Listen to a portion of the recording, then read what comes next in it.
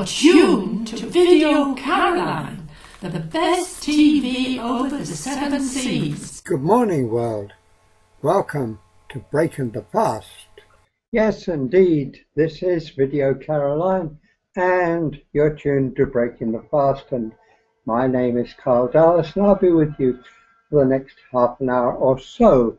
One of the beautiful things about this setup with the Hangouts on air is that although I plan to have a 30-minute program, if it runs over or under, that's okay. Whereas, of course, with my radio programs on Bradford Community Broadcasting and other stations I've worked on in the past at BBC, IRN and British Forces Network, you know, you have to be right on the button. No dead air before, no dead air after. You just have to finish when you said. And if I run on a bit, well, then you can just complain. But I don't care, because basically this is my show and I'm sharing my breakfast with you. And I just have to, I've got a bit of a dry throat this morning, I don't know why. You'll notice that I'm drinking water rather than my usual orange juice. That's because I spent so much time preparing the program, deciding what I was going to do, because yesterday I did it all off the top of my head, which I'm doing at the moment. But today I've made a few preparations. Now, I have to acknowledge here my co-producer, who is Gloria, my wife, and it was she who suggested we call the station Video Caroline, which I think is a brilliant idea. And also, she said to me, Carl, I think you could have cut down what you said to about 1/10. You do run on a bit, so I'm going to try and run on a little less today.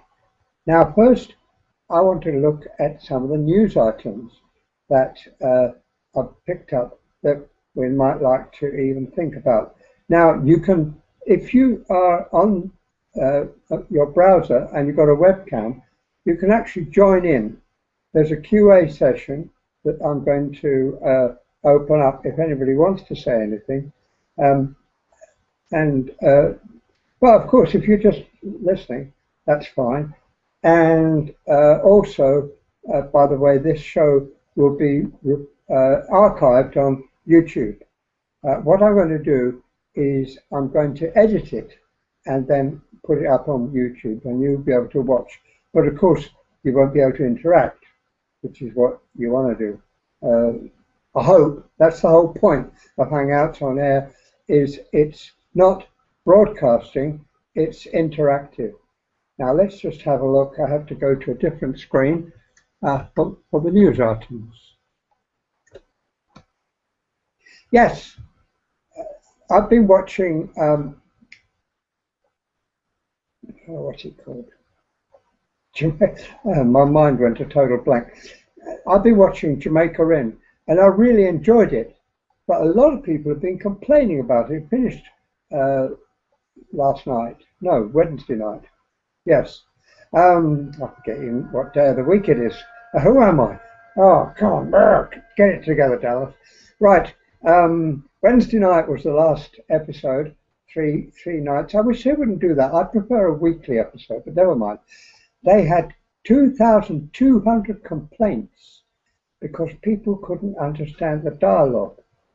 And that may be why the number of people dropped from 6 million odd to 4 million odd for the last episode. Now, I enjoyed the show, and my hearing is terrible because it's been damaged by years of rock and roll and an Israeli stun grenade. So I always watch with subtitles wherever I can, which is one of the benefits of having ViewSat and YouView. No, I'm not being paid to promote them, but I really find that really very, very useful. So that's some Jamaica In, and I'm going to watch it again on what do you call it? You know, BBC iPlayer. And I hope you can get the subtitles on that, because sometimes I noticed I was watching another program. I watched the first episode of Fargo on the what do they call it? The Channel 4 player, which is called OD something or other, and there weren't any subtitles. Oh, I was lost. But they repeated it, and I watched it with the subtitles, so that was okay. Right, let's see what else we've got in the way of news. Oh yes, Ed Miliband says that he's going to do something about 0-hour contracts. He's going to be speaking in Scotland today, and he says workers with irregular shifts and pay should have the same rights as normal employees, contracted fixed hours, etc. He says he wants to do that if he gets into power, but it's going to be more difficult if there is an independent Scotland. Now, I don't see why that should be. I'm actually, if I was a Scot living in Scotland, I would be voting no. I don't want independence in the way it's being promoted. But obviously, if they have independence, the UK Parliament won't be able to impose its will on this or any other issue. But it's highly likely, I have to say, even though I'd be voting no, that an independent Scotland would probably be ahead of England on this and many other issues, because it already is. Student fees, prescription charges, and they're promising to abandon the wasteful Trident nuclear submarine program.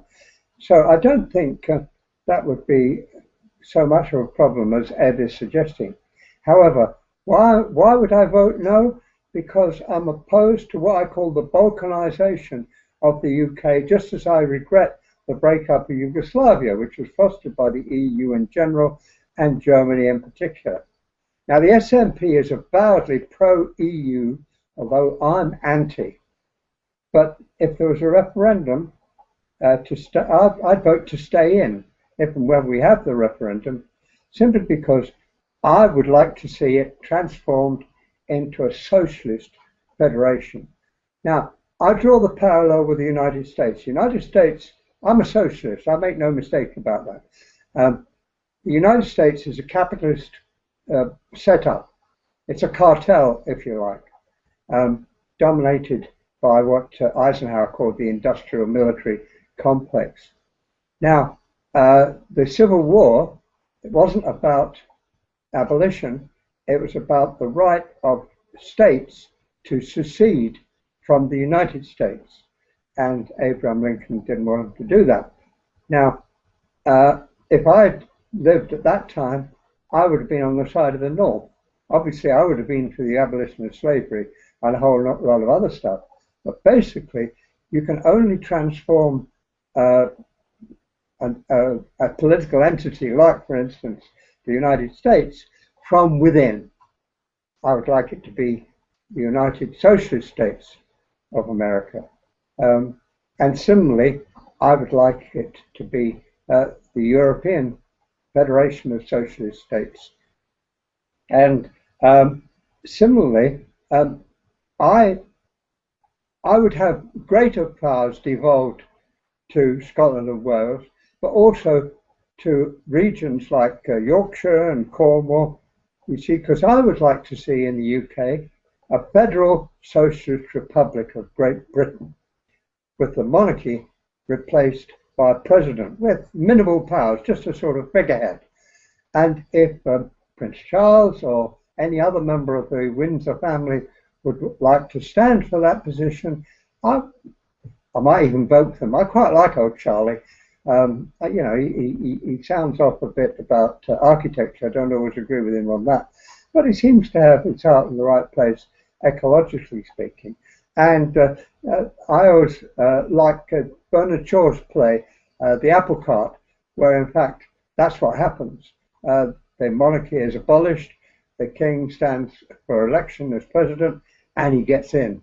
That could happen. If you're going to have a democratic process, I don't see any reason why the king or queen or whatever they might be should be excluded from it. Now, let's see what other news we've got. Oh yeah, I'm in the happy case. I'm in the happy state, I should say. Come on, I'm trying to get it up on my screen. Of not having a mortgage. I don't believe in the property-owning democracy. I rent my accommodation, and I'm pleased to do so. Oh, but people want to own their homes. My son owns his, or one of my sons. I've got two sons. The younger of my two sons owns. He's got a house in Poland and property in London, and you know, he got that because he was able to get a mortgage.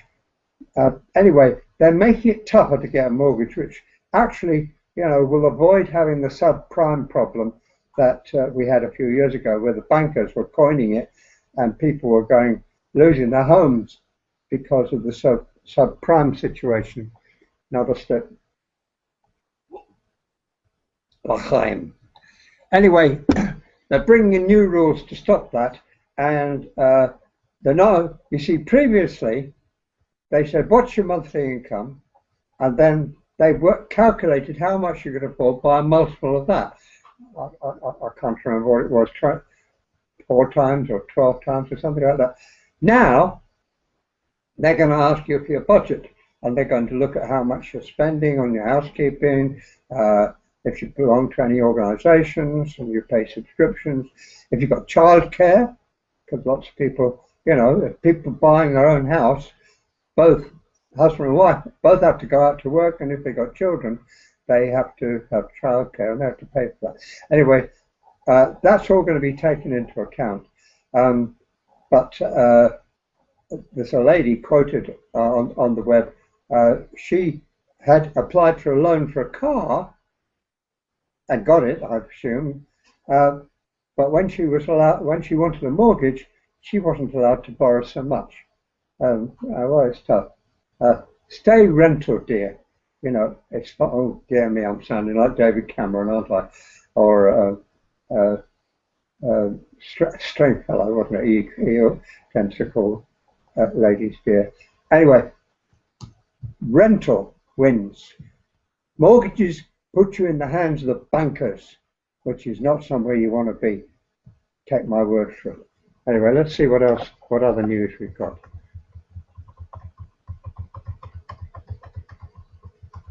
Oh yeah, I've been on the web more or less since it began, because it didn't used to be the web. You had to log into a sort of online service.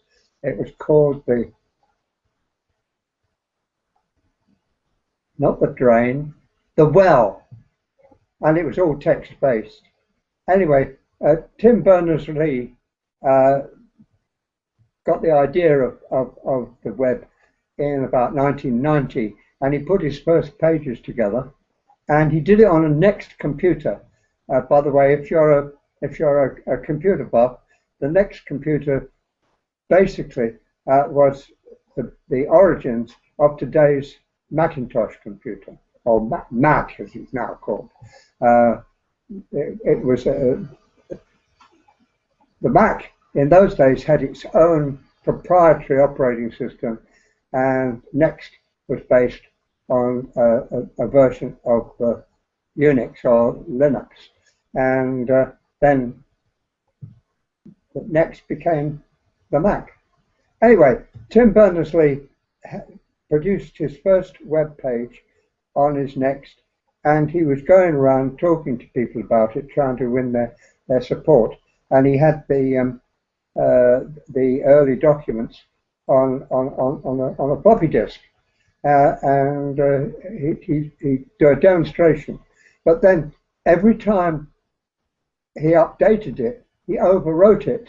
So of course those original web pages are no longer available. But somebody who he showed it to kept a copy, so that's now become available, which is, you know, that's good news, because one of the big problems about using computers, like I do all my writing on Microsoft Word, and basically when you make corrections, you lose what's called a paper trail. You know, when I used used to do all my writing on an IBM electric typewriter, I did multiple. When I changed something, I had multiple copies, and I've still got those copies because I'm an inveterate hoarder. Well, when I say I've still got them, I haven't. They're at the Liverpool Institute of Popular Music at the Liverpool University, which is where my archive is stored. Anyway, keep staying with this question of archives. One of the interesting things is we've also come across. Hang on, something's happening here. Press the wrong button.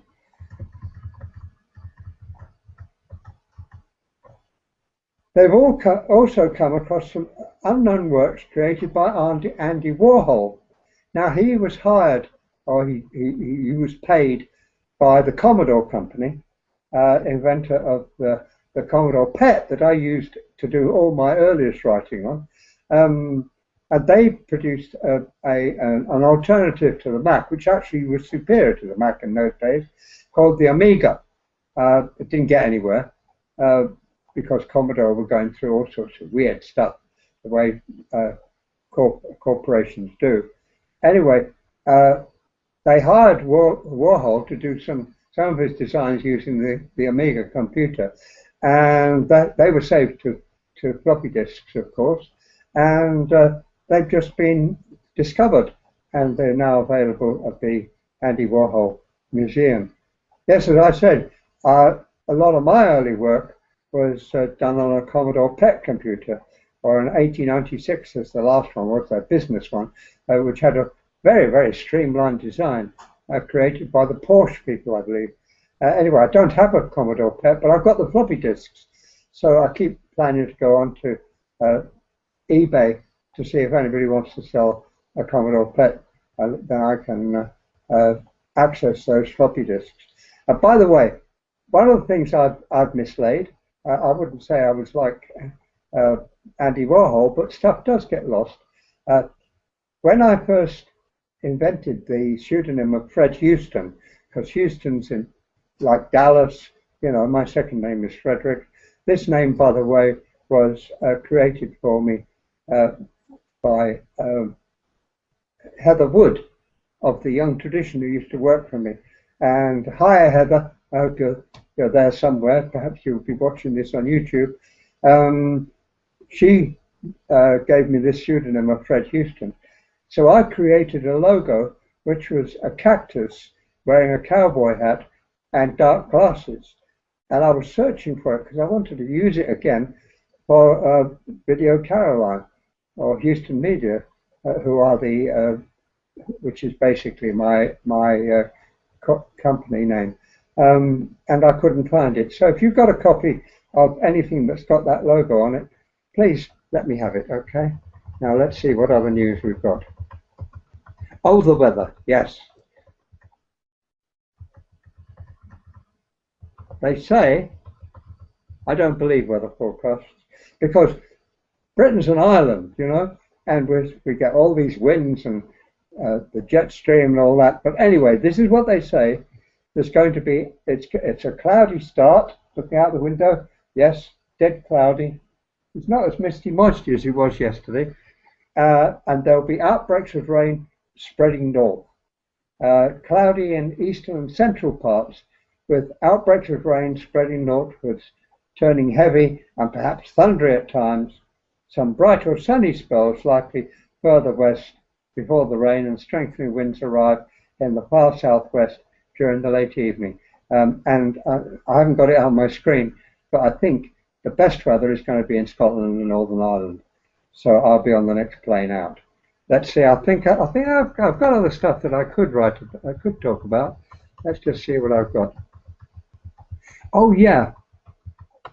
Now you can phone in or come into my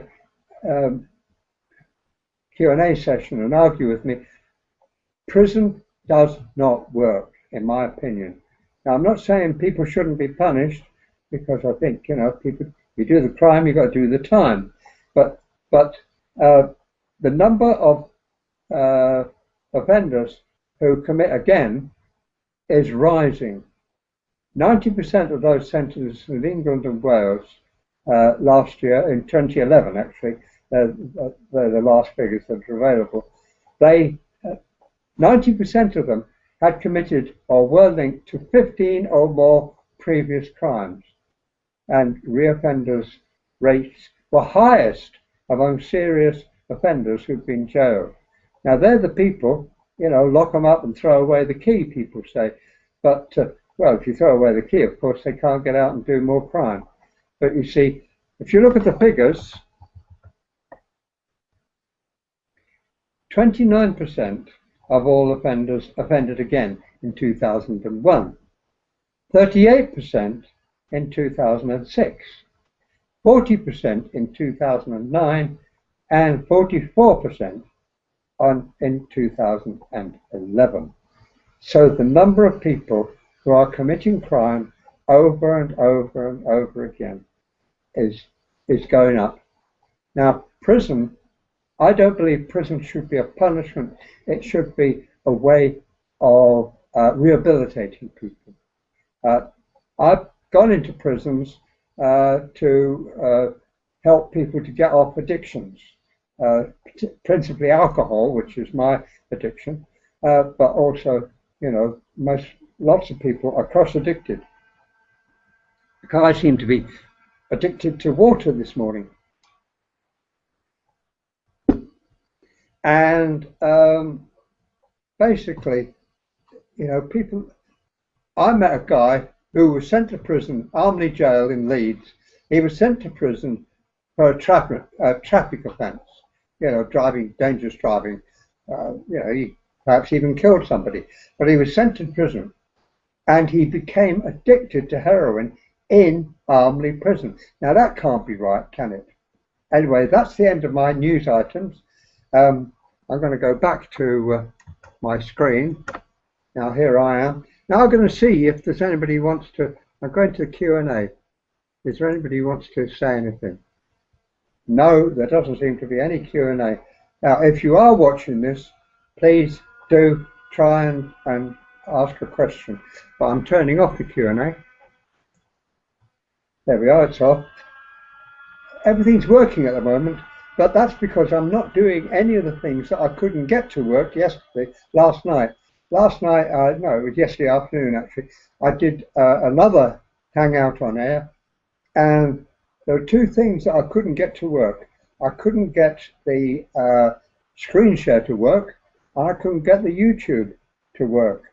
I could see it on my screen, but when I looked at the archived copy of the program, when the audience was supposed to be watching the YouTube, all they saw was my face going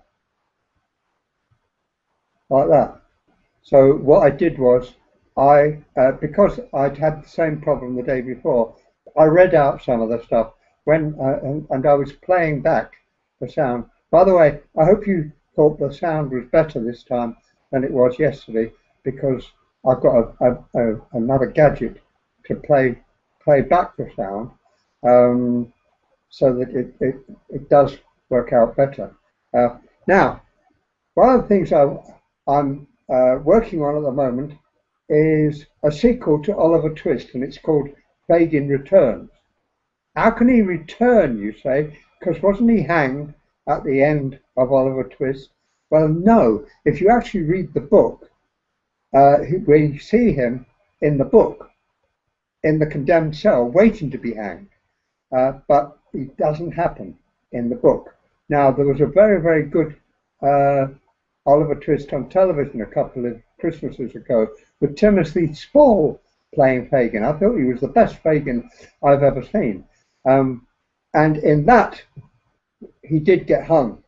But that's not, as you might say in religious terms, it ain't biblical. That's not what happens in Oliver Twist.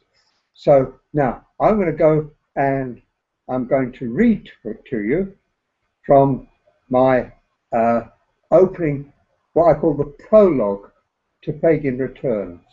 So let's just, I've got to go to it on the screen. Right.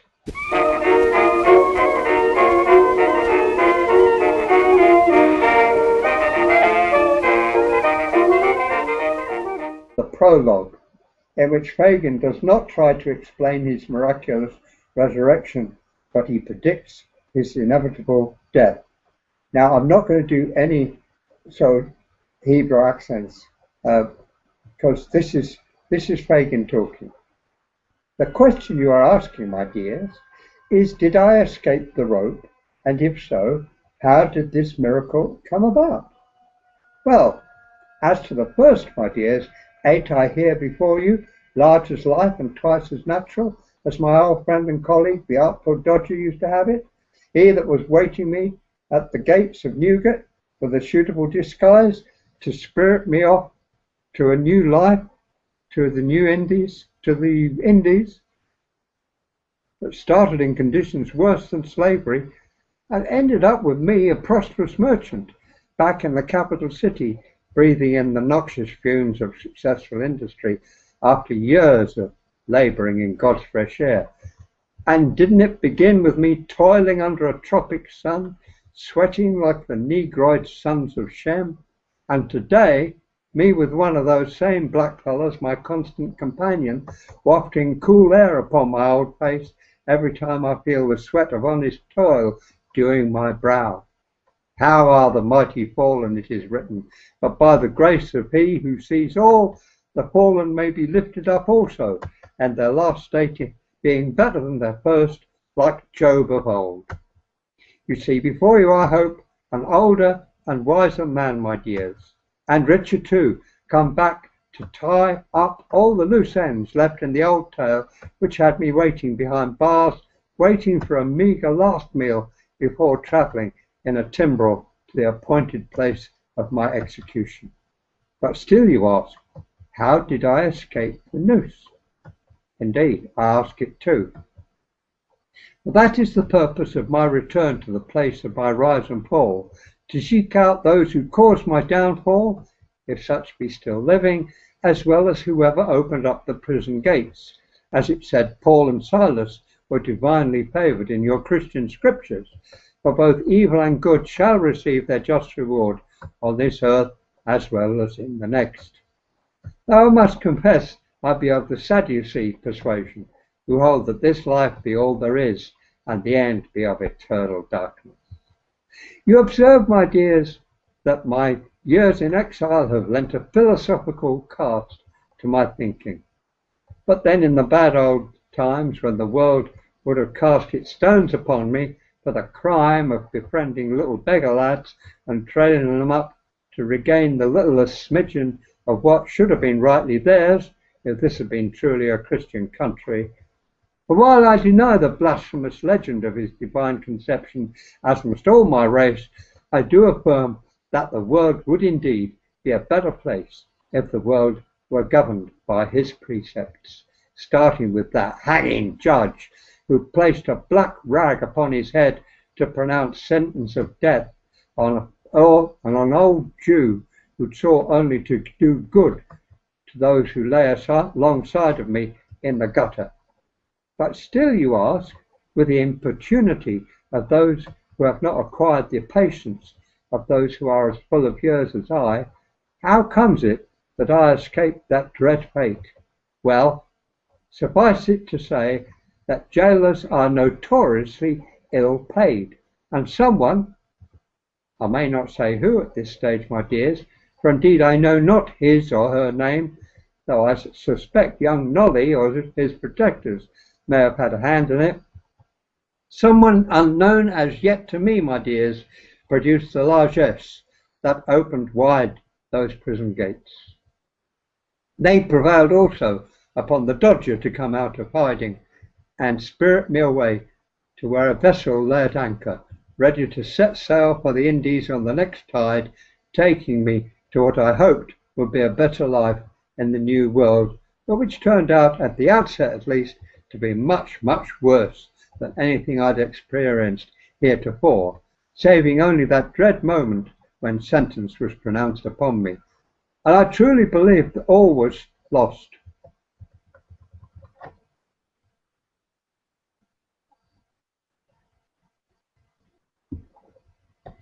For a while in the Indies, I was bound in chains made of money.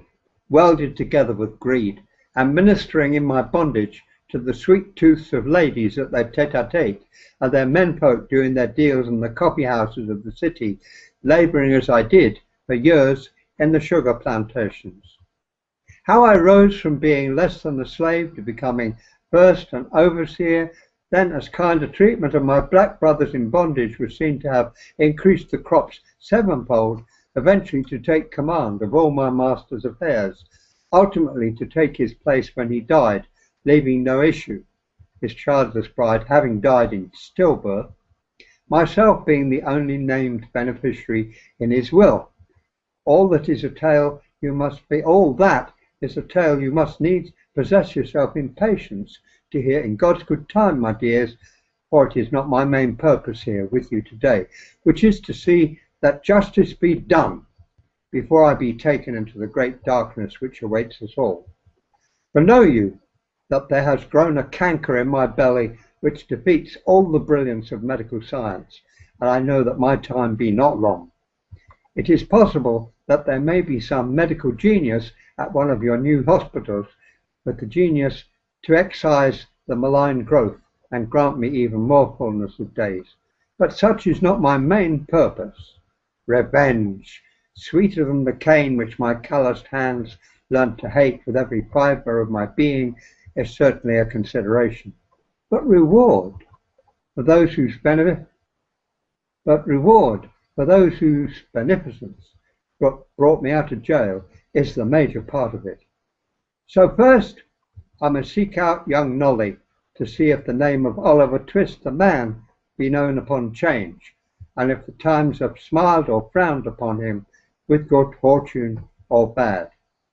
But before I set off on that quest, there's one last requirement I have for you, my dears, and that most essential to my purpose, for there is one abroad in the land who means me ill, and him a belted earl, dressed in scarlet and ermine, and not the arrowed garb of a transported convict, which would be his apparel if justice were truly done. He thinks Fagin's dead, for he sailed to the Indies on the eve of my supposed execution, and by the time we met, by chance, in the governor's mansion, so many years had passed that he didn't even recognize me. But I knew him for the devil he was and is, and I heard him once curse the fate that denied him the pleasure of seeing me swing, me being dead and laid in the potter's field, as he thought. Yes, Fagin is dead, my dears, dead long since. The one you see before you, dressed in silks rather than the ragged gabardine you last saw me in, is prosperous Mr. Cohen, a Jewish trader from the Indies, master of the sugar trade. And this middle-aged gent you see along of me, you might think once went by the sobriquet of the Artful Dodger, but you'd be wrong, my dears. It's true I sometimes calls him Dodge when we're closeted at home, remembering old times, but that's an old friend's privilege. To the world he now goes by his given moniker, so he's plain Jack Dawkins from daybreak to sunset. What the doxies call him outside the waking hours is not for polite company to inquire, still less to know. And so, as honest Abe Cohen and his partner Jack arrive at Tilbury Dock and need to find themselves lodging, it's time for our tale to begin. And I'll continue the story tomorrow. Now, what's the time? I haven't got a clock on screen. Let's have a look. I just want to look and see what the time is. Yeah, well, I think it's about time I wound up. This has been, what's it been called? I can't remember. This is too early for me. I think I'll have to call it bedtime. Bedtime with Carl or something like that. And I'll do last thing tonight. But anyway, this has been Breaking the Fast with me, Carl Dallas, on VideoCaroline. And I'm saying goodbye. Have a lovely day. Be good to yourselves. And remember, if you ain't good for yourself, why should anyone else be? Bye.